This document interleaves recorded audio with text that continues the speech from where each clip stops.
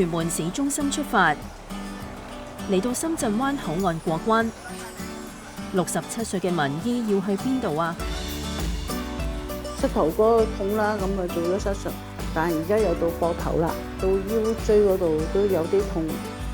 香港有睇開醫生㗎，我都有長期喺醫院 check 開嘅，我又心急，所以上嚟上面攞個意見。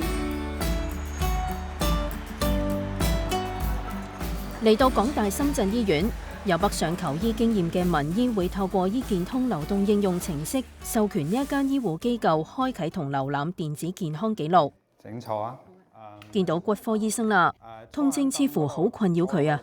呢個位置，佢行起嚟咳咳聲，咁樣舉起咧，佢係會有痛嘅。喺香港做咗個關節節手術嘅，好。之後先會發覺有呢個問題。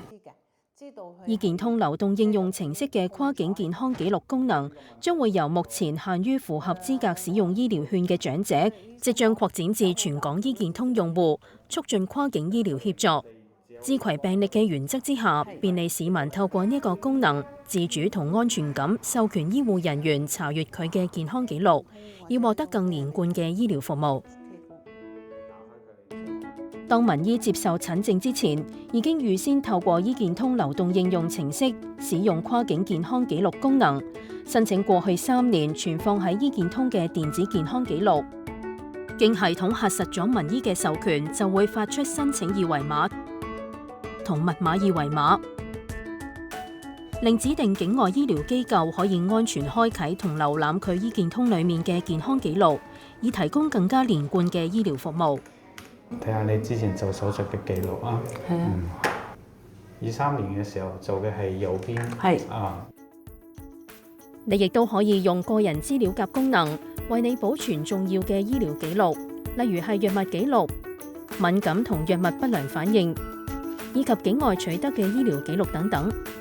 日後獲授權嘅醫護人員亦都可以查閱得到。喺港大深圳醫院工作超過10年嘅心血管綜合內科醫生吳文話，有咗醫健通嘅跨境健康記錄功能，喺臨床診斷嘅時候就能夠按專科分門別類查閱病人醫療記錄，過程更加方便流暢。喺香港嗰邊睇過咩醫生，佢俾佢個診斷係乜嘢，同埋佢做咗咩檢查，而家有咩用藥，佢而家都可以睇到。